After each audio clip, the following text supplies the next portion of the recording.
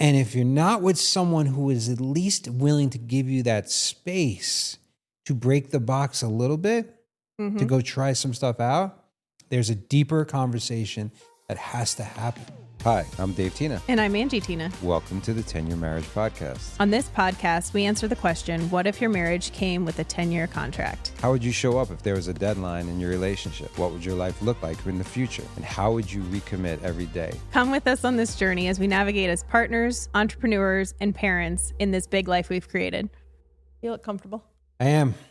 So today we're going to be addressing or answering some of the comments that have been on our reels and some random questions. I like this because it comes straight from the heart, straight from the soul. Although that's really how we talk anyway, but there's less preparation and more just, what's your first take? Yeah, it's super raw and real because we don't know what the questions necessarily are when No. we hear them.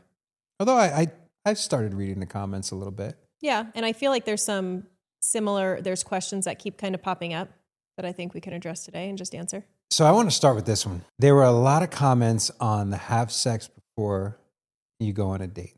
Yeah. So a lot of people were super flexing. They were like, if you have to get it into a quickie and you have to do it that way, are you even having sex right? Or I like the anticipation and attention of the night. And then someone responded, you haven't been married a long time. Yeah, or you don't have kids. Exactly. Or if you have to plan it, is it even worth it? Or there was things like that. And then some were like, this is an incredible idea. And then some were like, and then you have the possibility of doing it twice. Overachievers, right? Yeah. Like get it in before you go out on your date. And then if everything's great, you can go for an encore. And so I like that. There was one person who, a woman was like, same girl on the stomach issues. I mean, that was always my thing. Like anytime I go out to dinner, I have stomach problems. And then I feel bad because I'm like, well, of course I want to be intimate. Of course I want to connect with you after just having that. Because a lot of times it's us talking about things other than work when we're dating and stuff.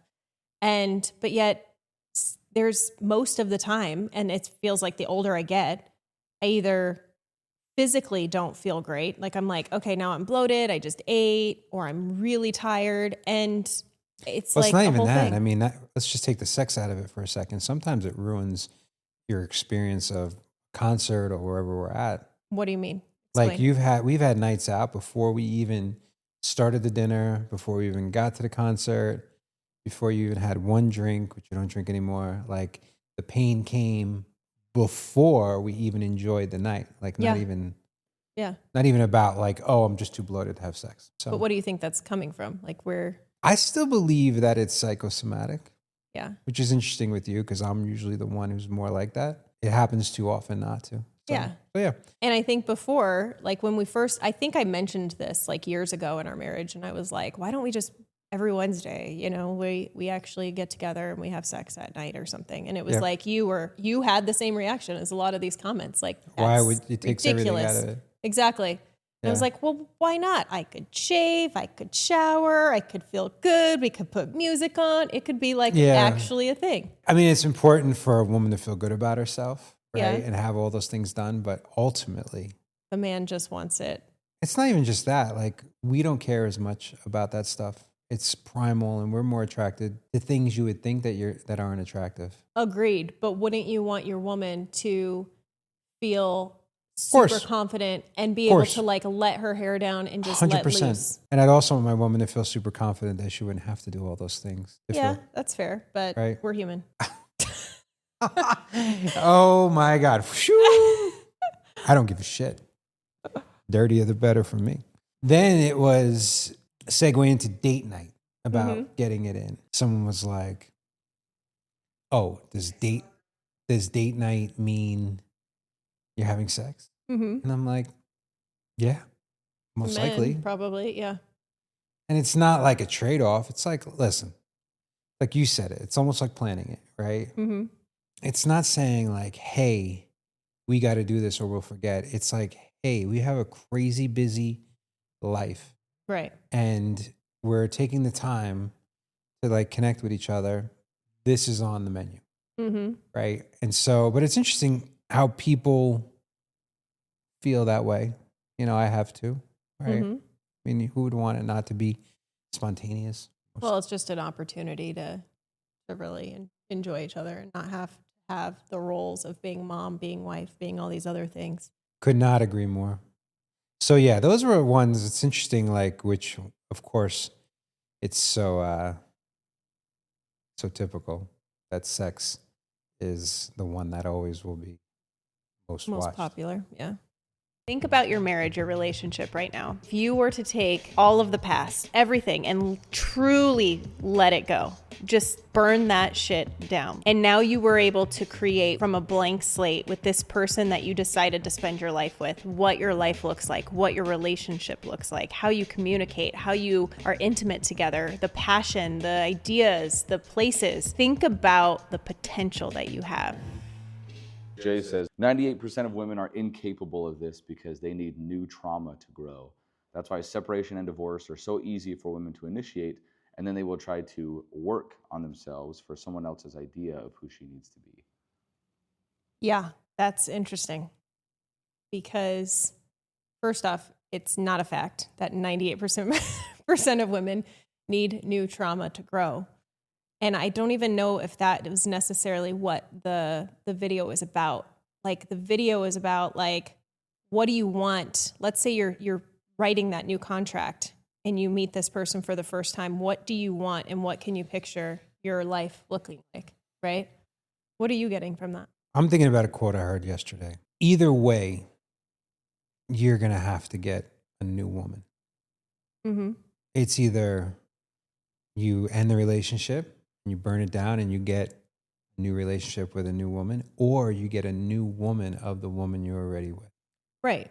Right? And it's not just woman, it's woman and man, right? You Of course, get a I'm new, just saying- a new significant other, a new partner every time you renew a contract, right? And you wipe the slate clean because the whole purpose to all of this is to grow and to become more as you I age. can see where this comment was coming from. I mean, there's an assumption that to have growth is trauma.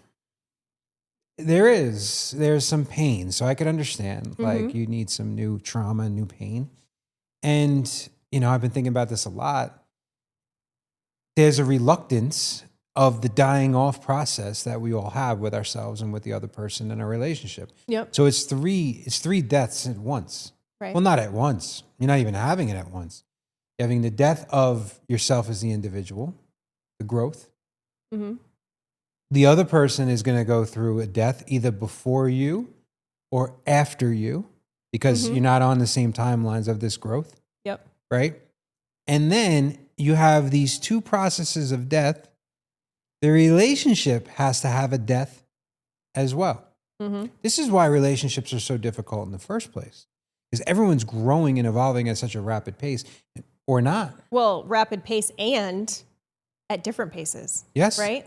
Like there's many a times where you're growing into a different person and I'm like, well, I feel a little lost or left out and vice versa. No one wants to be left behind. Yeah. Right. And so then staying together or reconnecting during the entire process, giving each other time to see, oh, she has changed and grown, which she hasn't changed. She's just evolved. Mm-hmm. I'm changing and evolving. Hopefully I am. And when I do, are we unrecognizable to each other, or are we even more desirable for each other? Yeah. And the second part to that brings up the conversation we were having yesterday, or that I was, like you were talking to me about your significant other doesn't have to choose you again, right? Like you are your own sovereign person. If you decide at any point, and it doesn't have to be at a renewal or at any point, but if you decide like, listen, I got this one life and I think I can find something else elsewhere, that's your choice. That is completely and utterly a choice that you can make at any point. Part of being in a relationship is being able to be vulnerable to the fact that that other person can leave you at any moment. And I think that when somebody tries to hold on tight to that other person, it's just like working with the horses. The harder you pull, the harder they're resisting. You have to like let the fuck go for that person to be like, I want to be here. I don't have to be here. And you can't make me be here either, because those relationships aren't going anywhere. There's a saying, a leash is nothing but a noose on both sides, right? And so I agree. The other thing I agree with is not only should you hold space for yourself to be able to walk away, but at the end of the day, if you get past your ego and you get past all of the nonsense about being left behind and feeling not enough and not loved and unvalidated, who wants to be with someone who doesn't choose them? That's like the worst possible thing. Like if you have to cajole, convince, compromise, do anything to have someone be with you, Yeah. Then they're doing a favor by walking away in the first place. on the other side, though, I do think, though, that time of service and kids don't necessarily make it where anyone has obligation. But there is more shared stuff that potentially should make both people be like, all right, let's see if we can grow together. Yeah. Not compromise. And there's levels of non-negotiable. There's Yeah. certain things like, well, is that really a hill to die on? Or is that just something that isn't that important? I think the hills to die on are the big ones. Yeah.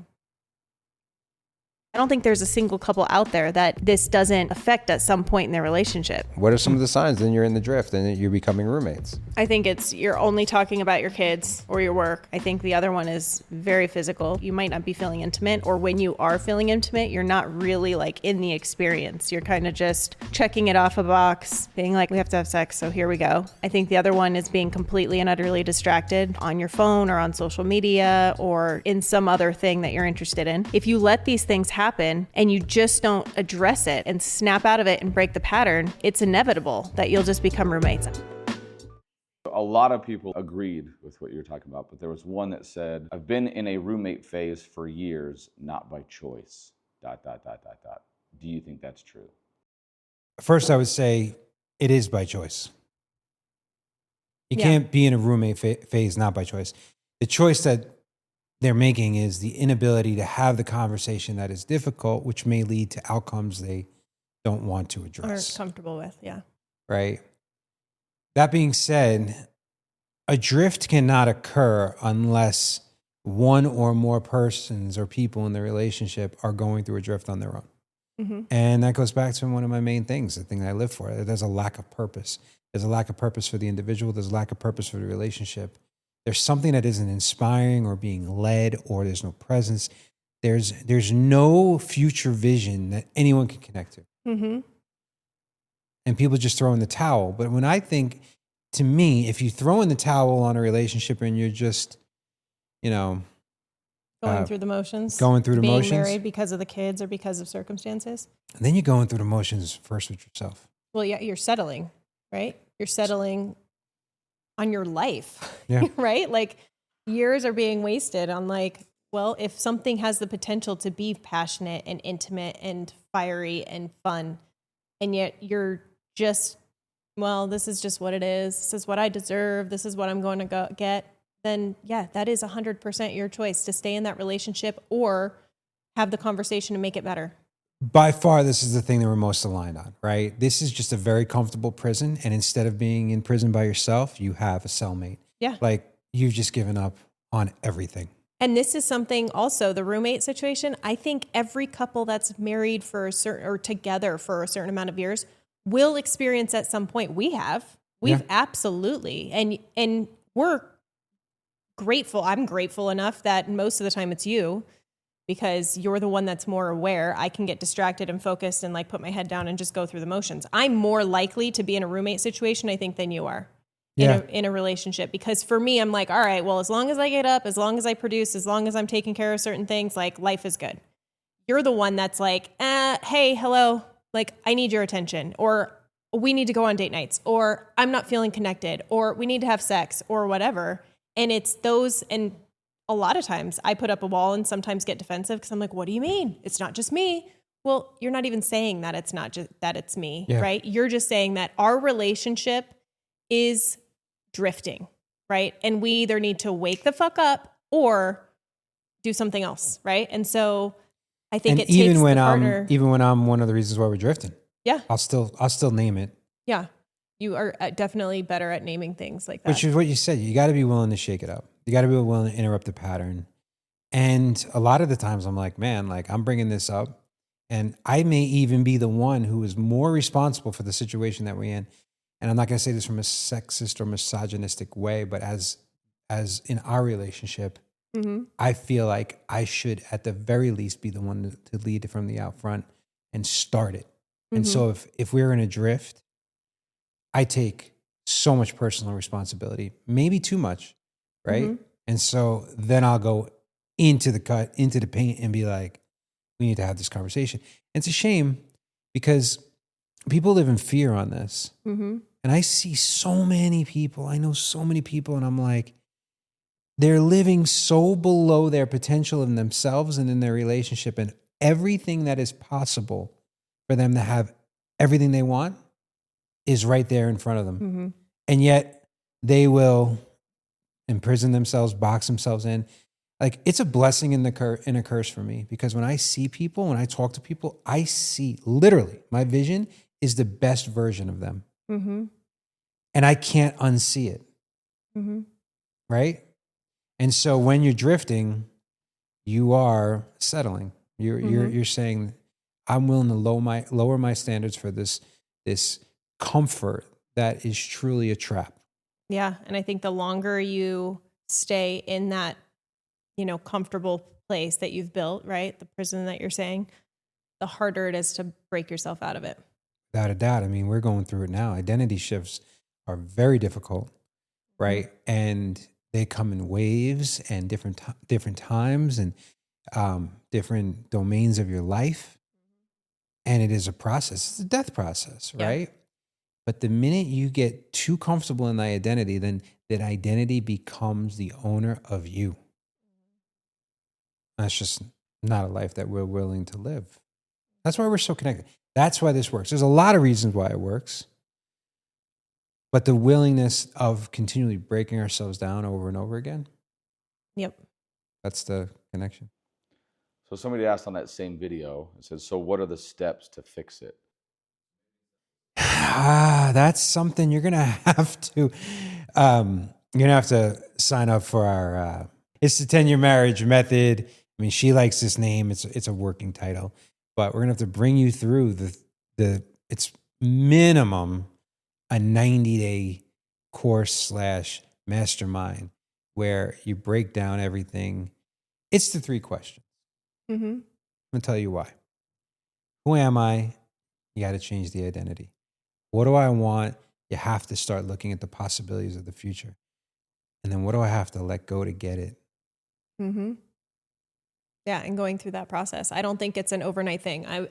I don't think you can snap out of being roommates by going on a date night or having sex a certain way. It's not going to doing happen something. overnight. You're right. It is a growth process. As long as it took you to get into the drift, it's going to take you to get out of the drift. I don't necessarily think it's going to be that. It doesn't have to be that long. Like you could lose a lot of weight. If you took 3 years to lose the weight, you could lose the weight. Oh, well, yeah. I don't mean like time. If you've been in this marriage and you've been drifting for 3 years, you can get out of it. I think you can make a lot of changes within 6 months, 3 to 6 months. Well, when they come to our retreat in 3 days. Yeah, it's not going to be a 3-day. It's going to be a lot of course corrections and adjusting to each other. Yeah. And listen, if I can give any advice on this, you got to be willing to have the first conversation. You got to be willing to tell the truth about what is going on right now in a very loving way and start with yourself. Yep. Like that has to happen. The success or the results that you're looking for are on the other side of the conversation you have not yet had. Good.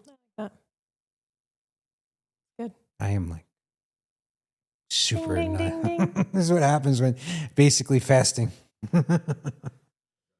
If you cheated on me, I'd have to take a really hard look at what I was doing in the relationship to have that occur. So much deeper than surface level sex a lot of times. Somebody's not feeling desired, somebody's not feeling wanted, or they're feeling rejected or something like that. And if that was the case, I'd want to be like, let's get to the bottom of this, because I would never want you to feel that way or me feel that way. You know what I've heard a lot? Emotional affairs. See, that to me would be probably worse than a physical affair. A woman being like, I'm so in love with you, and you saying it back, that would hurt more than you having sex with somebody. You know what I mean? Just don't say I love you. Just don't say I love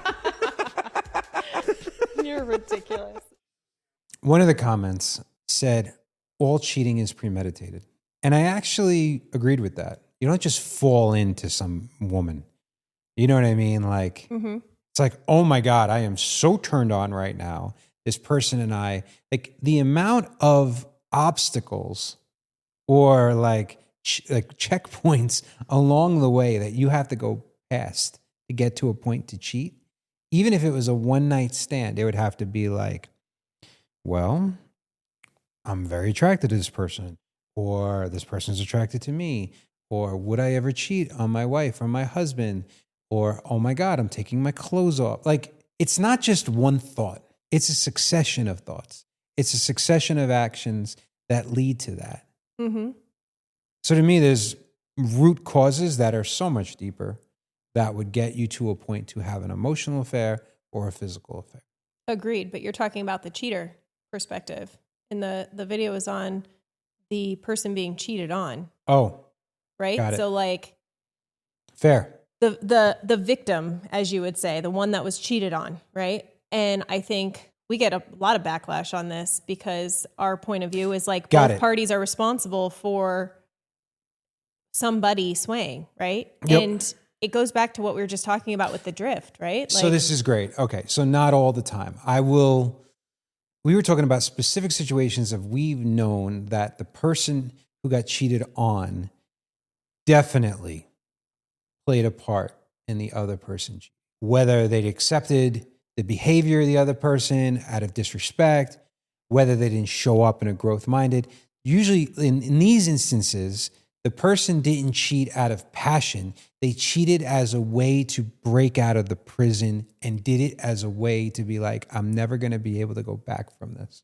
That or they being desired, let's just say like two things come up for me in this. Like, so I also feel like their desire to be desired got so strong that they were like, they acted upon it. Fair. Right? Yep. And in the way that I have like, the reason I even mentioned that and was like, well, you know, I think the person that had something that was cheated on had something to do with it is because personally in our relationship, when it has been the closest to one of us cheating was, and I don't know if you remember it like this, but I do, is when you were traveling a lot for GLVAR, right? You were traveling all over the country with groups of men and women. And so like a lot of times there would be dinners and drinks afterwards and you would be hanging out with these women, right? Yep. And you were very, very open and vocal with me about like, hey, this person, I could tell that there's some attraction there or whatever, right? Which is big for me because you have to hit me over the head with a bat a lot of the times for me to realize that someone's even attracted to me. 100%. But you have in our relationship said, like, listen, if when we weren't intimate at a certain point, you have actually told me like straight up, like, hey, if we don't do this, like, I'm just telling you that I could get it somewhere else. Right. And as hard as it is for me to hear that, I did the same thing to my ex. Like I used to tell my ex, like, hey, you keep doing this shit. And it wasn't even about cheating, but I was like, you keep pulling this, I'm out. That shit does not fly with me. And I was like, so that's not the relationship I want to be in. Right. And so at one point I would either be like, okay, if I stay in this relationship, there's a good chance that he is going to cheat because these women are literally throwing themselves. Or maybe I was like, well, fuck it. You're doing that. I'm going to go cheat. And now both people, there's a responsibility on both sides. Right. So I was just talking from personal experience that like I think there are signs in a relationship before somebody crosses that threshold that like, hey, this person's going to break that barrier.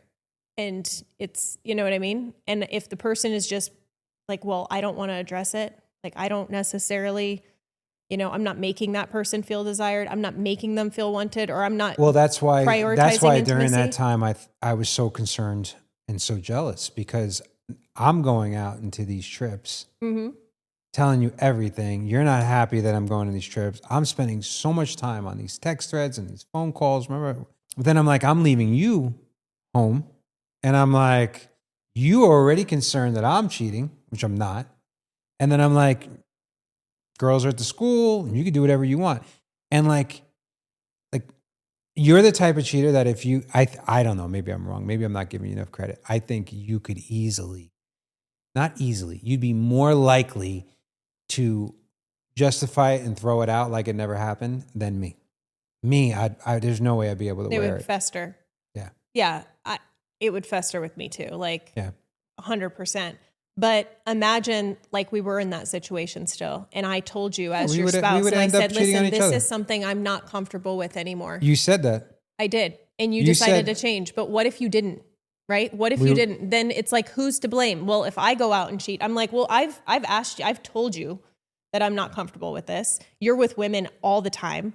Now I feel like I'm being left behind. And that's a reason for a woman to go cheat. And in your situation, you're like, well, I'm not home. I'm with all these women all this time. I want to be involved in this. She doesn't want me to be, but here I am. Like, that's why it's not that person's to blame, but there's always a part and always a role that each partner is playing in the relationship. And when it's not turns even into just in a relationship. If you have insecurity issues and you're not, and you need validation from, even if you're getting it from your wife or your husband, I could think of, there was a situation when I was at leadership and I'm like, let's go in the jacuzzi. I didn't. Yep. I went to my room. There was a situation where we all went to a room to party and the girls got in the bed and there were 3 guys and one of the guys started taking his pants off and I'm like, This is the first time I heard about that I'm story, outta by here. the way. time to go. Yep. Right. And so there are a lot of people that wouldn't have that ability to do that. Yeah, that self-awareness until But they got here's in a the bad thing. situation. That's why it always starts from within. Yeah. I am confident enough that I don't need these situations to occur. I've had enough of them in my life. The risk isn't worth it. My standard for myself isn't worth it. Yeah. And so, but back to the victim part, I would recommend any single person that, or not any single, but any person in a relationship that has been cheated on, get out of the victim mentality as fast as you possibly can. You need to reclaim ownership of yourself and not fall into the trap of you're not good enough because someone else made a poor decision. Mm-hmm. Then at the same time, be like, hey, did I contribute to this? Right. And not in a self-blaming way Yeah. in any way. Right. Like Yeah. just an observing, like how are you going to go into another relationship if you're holding on to that and you're either blaming yourself for what happened or you're playing the victim, right? Neither one of those are healthy. It's like, let's get out of the drama triangle and actually figure some stuff out. I will die on this hill. Every single person in this situation needs to take ownership, and it doesn't just take one person. All right, keep going. I'm actually going to read this comment because I think you guys answered it. Most affairs are the cheater's inability to deal with their own trauma and has nothing to do with the faithful one. I think that's a good follow-up. Yeah. I do believe that it is the cheater's person, or the person that cheats, it's their way of self-validation, right? Or that's why I think a lot of people cheat. They're not feeling validated or secure enough in their own relationship that they're venturing outward. And if you can take a look at the mirror, if you're the one that's been cheated on, and be like, I've done what I could in this relationship and be at peace with it, and you still got cheated on, then you can leave with your head held high and go find someone who will value you the way you should be valued. And as bad as it fucking sucks to be cheated on, because I have been cheated on with actually, like, the person that my boyfriend cheated me on was one of my good friends. You've been cheated on often. Yeah. And Unbelievable. Gorgeous woman like you has been cheated on so often. Well, isn't that wild? I can actually go back to every relationship and know what my part was.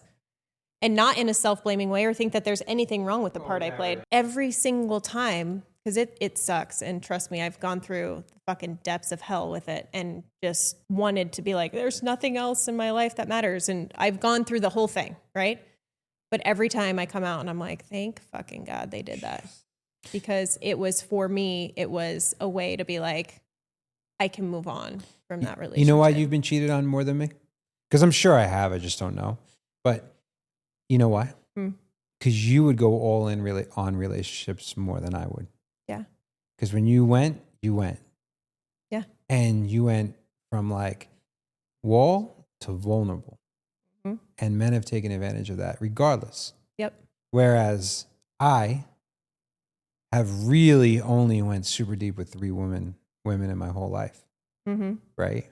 Yeah. Every other relationship I had, kind of dating, backdoor escape hatch. Yep. So it's impossible. It's not impossible, but it's very difficult to be cheated on when you're always looking for like a way to escape. Yeah. And not get hurt. That was really, I wasn't a player. And that's interesting. Are people really players or are they just afraid of being hurt? Yeah, they're 100% afraid of being hurt. I agree. Since we've been doing the 3-2-1, I feel like our sex life has improved. Why don't you explain it 3, 2, 1? It's 3 hours before bed, no eating. 2 hours before bed, done working. 1 hour before bed, no electronics whatsoever. And then we go to bed at 9:30 is the goal. If we can get the girls to sleep by 9:30, then we have 9:30 to 10. And we have much better odds. Yeah, no doubt. Let's be real, guy. From 9:30 to 9:32, and then you're out. I mean, like 9:30 to like 9:38. I mean, depends on the night. This guy, Matthew, says, honestly, it sounds like you guys are being more intentional about it, and it's not necessarily your method. You made it a priority, and it's improved. The thing about the 3-2-1 plan is you're actually disciplined and you have a commitment, right? And so I don't want to live my life by every single minute being planned and no spontaneity or flow, but it gives you a general idea of where you're at. And I think that it opens up me time. And for me time can be us time, right? For me, like connecting with you is like helps my soul and helps my connection. So like us prioritizing that, like the comment said, is super important, you know, instead of somebody coming in and interrupting every 5 seconds, like when we're having a conversation or when we want to pull a card and we want to like, it doesn't even have to be sex. It's just how are we going to be able to spend time to connect with each other when the second we open the car door and we're picking up the kids, it's about them. It's getting very clear about an outcome and not having to have exactly this direction to get there. And so as we're talking about it, this is really how we should play the game, right? Because we've been playing it a little bit like gotcha and very strict and whatever. Yeah, more like a sacred ritual, right? But like even when I get my tea at night, like for me, like that is my like permission to be like, okay, I can like wind down. It's the same thing, like putting the kids to bed all intentionally and being like, all right, we got to get better at them. Like if we both go in, hug and kiss them goodnight, like make sure that they stay in their rooms and then go and do us. Yeah. You know what I mean? And connect however we want to, whether we're reading next to each other or whether we are intimate or whether we're just having a conversation. And what I like, and it's almost like a choose your own adventure. If you have intentions set around the outcome, it can get really interesting and more fun rather than like a chore. Mm-hmm. Like, all right, the goal of not eating after dinner is so that, or saying kitchen's closed or we all brush our teeth is so that there isn't like chaos and everyone's like sugar and because then that pumps everybody up for bed. Like that alone, great. It's healthy. It's better for sleep, better outcomes. That's a super easy one. But the other one is social media or calls or things like that, like especially for us, right? And so if you're like, what's the result we're looking for? Have like 3 or 4 reasons or maybe even 10 of why you want to do the 3-2-1 plan and what each one represents, even better. One of the most attractive things and the way that I feel the most connected to you is when you do trust me. Babe, you need to go on a girls trip or you need to do this and you support me in those decisions because it's not just the trust, but it's like the ability to feel like I have some autonomy in this relationship. The support going back and forth, I think is huge, which we've worked on. We've had to work on so much. And most of the time I come back and I'm even like happier. Like I had a chance to miss you. A handful of people grabbed onto I feel like I have a chance to miss you, and it was very positive. But there was also some that was an opposite. This person says, sounds like pure manipulation to get permission to cheat. Never fall into the trap, men. They'll call it insecure, and at the end of the day, you'll be looked at like a fool by men that know. Well, obviously, That person has had, had an experience. that's projection, Yeah. ton. Two things came up for me there. Mm-hmm. One, I trust you or trust anything in this world so much more when I trust myself. Mm-hmm. So the higher level of trust I have in myself, or confidence or respect, the more I put trust out into the world. Yep. Right? So you're like, and I also feel like if you give trust, you also get it back. Like you got to go first. Yep. Like everybody wants people to trust them, and they're unwilling in this process to trust Yeah. first. Yeah. Right? You're asking someone to trust you that you're unwilling to trust is a hard ask. The second one, which I think pertains more to relationships, is it's easier for me to feel confident and secure in our relationship when you're communicating with me, Mm-hmm. when we are physically intimate, even if it's not penetration. So like the more you pour into the relationship, the more I feel secure as well. Mm-hmm. Right. Mm-hmm. And so as we've gotten, I mean, we're what, 2 weeks away, a week away from our 15-year anniversary. My trust level is the most it's been Mm-hmm.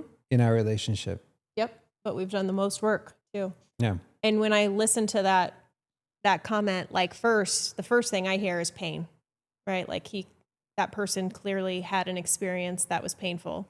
And then I go right back to well, what happens in a relationship if people aren't supportive of those things, right? Then the other person, I think it's more of an invitation for the other person to go do that, right? To go out.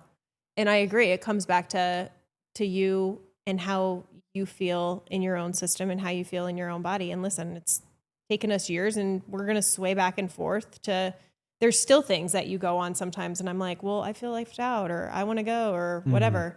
Not to the point where I don't trust you and think you're going to cheat on me. I think it's a different thing. I do too, but I don't think it's an invitation for that person to just go, especially in this case, Well, like a girls trip. girls trips you've gone on. It's all, we've talked about this ad nauseum, who you're going with, what you're doing. Like you're not in that phase anymore when you're with women or girls that they were just friends from your 20s that you really had nothing in common other than partying. Yeah.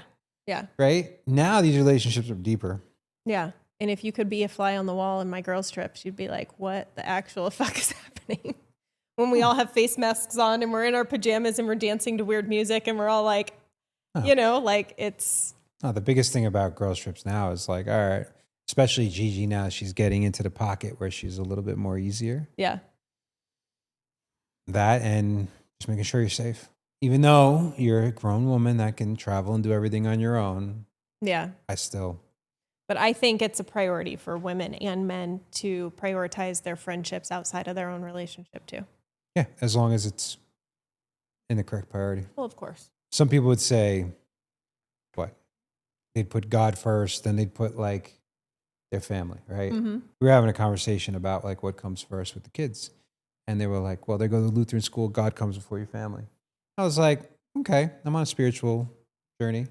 Let's play this out. I agree that God comes first if you look at it as a way that your soul, your calling, what's coming to you comes first. And if that soul and that calling and that way of showing up for yourself is divinely inserted or just present, then absolutely God comes first, because your relationship with God. Then you're coming first. Your relationship with you. Exactly. Right. And then I do believe it's a sacred game of like your significant other and your children, and then your friendships. If to 100%. Me, 100%. And then hopefully your work. What? And then hopefully work comes after all of that. You know what I thought you said? What? Hopefully your horse. Oh, no, those are right there. Like right under family. Yeah. They're probably before friends, but like right under family. Yeah. Okay. Yeah. To expand on that thought, if it isn't in that order, you first, your relationship with your creator, whatever you believe, and then your wife, husband, kids, friends, if your friends are past that, or even if you put them in front of yourself, then everything falls apart. 100%. Yeah. A guy was called to get rid of the prenup in his marriage. And there were a bunch of guys who were like, good luck. And he was like, nope, that's what I'm called to do. And guess what? His wife probably has that much more respect and love and honor for him because of it. And she didn't even ask. He just felt called. And maybe some of the resentment that may have built up in other things was dropped because he made that decision. And here's the thing. Let's say the day after she divorces him and takes half his money. He just saved himself another 10 or 20 years of With not somebody knowing that wasn't the right person. You got it. Good clip. I wouldn't make someone sign one, and I wouldn't sign one. They would lose a new wife. It's not about money. It's about being equal. It's about trust. It's about faith. If you start it up just trusting someone, your entire marriage will be wrapped around that. I 100% agree. Yeah, and it's tough because if the man or the woman has a ton of money, whether they're famous or they inherited or they made it before they got into the relationship, you've heard so many stories about people getting relationships and having to share half. Both ways. Happens more, I believe, probably like the woman takes half, but it happens both sides. And so you hear these horrible situations and you're like, protect, protect, protect. I think there's some extenuating cases like this where, this is not a perfect science, it's just me coming up with it, where if you're worth something ridiculous, like 50, 100, $200 million, maybe you go, listen, I don't want to come into this relationship like this is mine and you don't have any. Let's take a third of it and be like, this isn't protected. Because I don't want you to feel like you don't have full abundance, right? Especially if there's kids and things like that, right? At least then the money doesn't become the third person in the relationship. Yeah. I just feel like you just said it, like right before this with the prioritizing. Like a prenup is you prioritizing your money and your worth over your external worth, not your self-worth, over your relationship. And I agree with her completely. Like I wouldn't have children with somebody. Like I may be in a relationship and be like, well, let's just not get married then, because the second I sign off on that, I'm going to have resentment towards you. But I don't want to have children. Like children are in my body. You know what I mean? And they're like part of you. And now I'm like bearing these children and we're doing this together. Like, yeah, but you're also looking at it from your standpoint. This is like saying, there are women that are trying to get as pregnant as possible to get that back, right? 100%. And so I can understand the prenup, but if you're with a woman like that, you're an idiot. Yeah. Well, you're an idiot for one, and you're probably just trying to get, her to do that, to just even validate it. It's a transactional relationship anyways. That's the word. And it becomes transactional. But if you're truly in love, man, you got to take that risk. And I know I've equated it to opening businesses and being an entrepreneur. Like, not only should you be willing to risk half, be willing to risk it all. 100%. And I feel like I say it so much so and I believe it so much so that I want to be with you whether you have nothing or you have everything. And in the same breath, if we were to get divorced and I just was like, I can no longer live with you, or you broke my heart or something, like part of me is like, fuck it, I'll just go do it on my own. Yeah. You know what I mean? That's how I feel. Yeah. And I'm like, no, of course, give him half. Like he's taking care of my kids too. He has them 50%. I want him to be able to take care of everybody and vice versa. Like, I don't know. I just think that, I know it goes deep. And when you're working through divorce and hurt and broken hearts and things like that, things get really ugly. But I just think that just a prenup right off the bat, I think it sets the relationship up for resentment. And it just depends on the circumstance. Like I'd be like, I'd give away less to get more of my kids. Yeah. I give away more to get more of my kids. Yeah. Right. And, there's that saying, just give me a chip and a chair and make sure I'm in the game and I'll figure it out. Yeah. Yeah.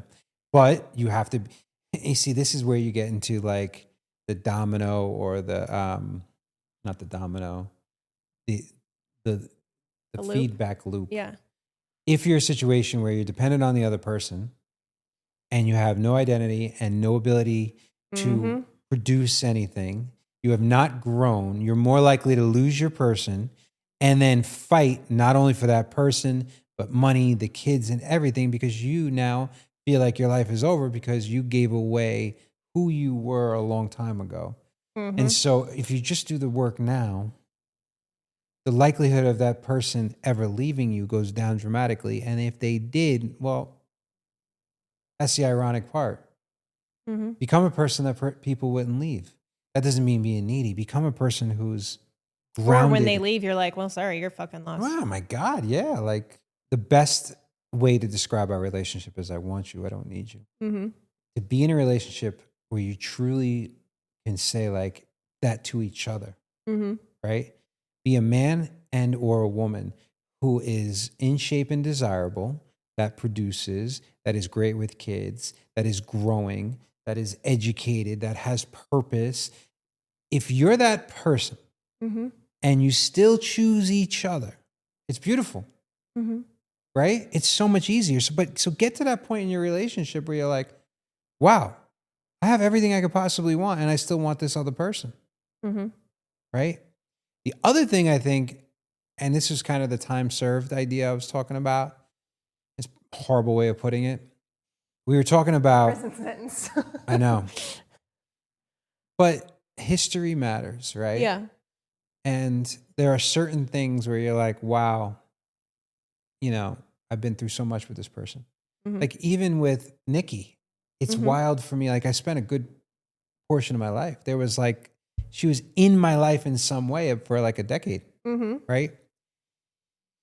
And so as you're growing, you better hold space for that other person, especially with Ozempic and all this shit right now, where someone like, let's say the man has been heavy for 5 years and he goes on Ozempic or one of these GLPs and loses 80 pounds. And he goes from being the heavy one in a relationship to now the ripped one in a relationship. God forbid this guy has the balls to weaponize that weight loss and look at his wife and go, okay, what's going on with you? Like you got to at least put in this Equal effort here, buddy. This woman was with you when you were a fat fuck. Like, come on. You know what I mean? And so there's something about that too. Yeah. Not obligation, but like if you're truly in it, I'm not saying you let somebody like lose themselves completely, but you got to give them a chance to come back, especially if you love them. Yeah. Help support them through it. We're really aligned. But what happens in a relationship where one person is ready to break that box and maybe they're obsessed with a new spirituality or wellness or something that's foreign to both of them, and the other person is like, nope, I'm comfortable, we're living this great life, why can't you just be grateful? What happens to the couple? The person who's not on board is potentially going to be left behind. Or the other person is going to slowly die inside because they're not fulfilling that. Well, if that's the case, there is a version of our marriage that would imprison you and I, or at least one of us. Fortunately, we have left those versions behind. We have burned them off. We have let them die. And we're going to have to let this version die at some point. He says, thank you for this. I deconstructed Mormonism, started a new business, and now love self-development. It's been painful for her, so I'm stuck in a box to keep the peace. So my assumption there is there's potentially a religious component there, right? Which is great because that's a deeply held, seated belief. And it's like one person now sees it a little different and the other one's... This is something that can absolutely tear two people apart. Because all I could think of is someone likes Trump, someone doesn't, right? That's something that can, at this point in our world. Yeah. And so that's the black and white. I think the gray here, if I was talking to him, I'd be like, okay, what do you both still believe that is the same? And then what parts, what edges have you just rounded that has changed? And I think everyone has the right to have, I don't call it existential crisis, but the ability to question everything. And if you're not with someone who is at least willing to give you that space to break the box a little bit, to go try some stuff out, there's a deeper conversation that has to happen. right? Because then you're just taking things at face value. Yeah. I never want to stop seeking.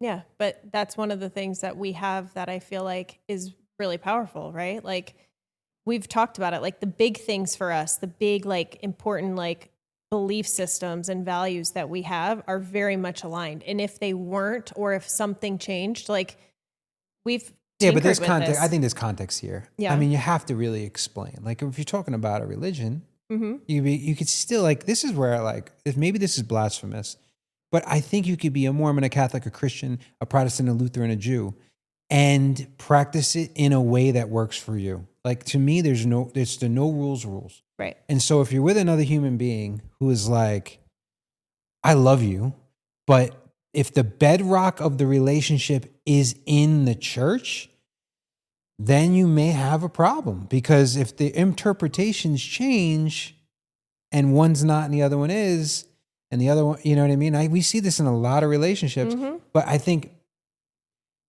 religion is a great like metaphor of other things that happen in the relationship that people aren't willing to break. It's just, it seems so sacrilegious, but is it any different than moving to another city, changing jobs, changing a house, having kids, right? It's the same stuff. Yeah. And I think you can meet it with curiosity instead of judgment.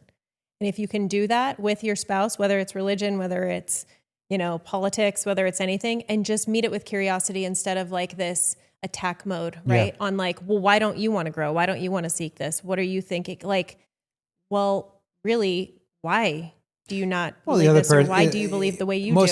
You said it perfectly. When people change around them, the resistance to it is the fear of being left behind. Yeah. And that's okay. And so the other thing I would say to him is give your spouse the time to catch up to you. Yeah. You just went through 3 months, 4 months, 6 months, a year of processing this and breaking it down. So you're enlightened, and now you're just expecting everyone else to be enlightened around you. You're going to have to give them time to catch up. And self-development is exactly that, right? It's holding space for others on their own journey, also while growing, and also knowing that self-development is never ending. Yeah. Like there's another version of him that he's going to meet, and another version. It's like, it's just going to continue to grow, and hopefully they grow stay on the same trunk and branch out, or they don't. And there's ways, okay like too. if you guys were all like, I'll tell you, my grandparents, my grandmother, my dad's mom, she would not step foot into a Catholic church. She was left-handed. They beat the hell out of her left hand. It was a sign of a devil. She ended up having 5 kids, 4 of which were left-handed. She didn't want to go. My grandfather took them all to church, all 5 of them. My grandmother didn't go. And she would be like, don't be alone with the priests. And they made it work, right? Yep. They figured it out. And so if you were really into that, maybe sometimes I would go, maybe I would find my stuff, and then I would have conversations with you that were maybe broader and open the scope a little bit more. At the end of the day, is their love for each other stronger than their love for the church? If the answer is no, then there's a problem. I like this. I do too. I don't feel like I have to ask all the questions. I could be the answer. So a lot of people have reached out, whether it was on social media or to us directly, about what Dave and I are putting together for events or opportunities to work with us, whether it's through equine therapy or through our coaching or with the 10-year marriage method. And we are putting some things together, but if you've been called to reach out or called to do this work with us, there will be a link in the show notes that you can sign up for any type of updates, and we will get you more information once we have it all together.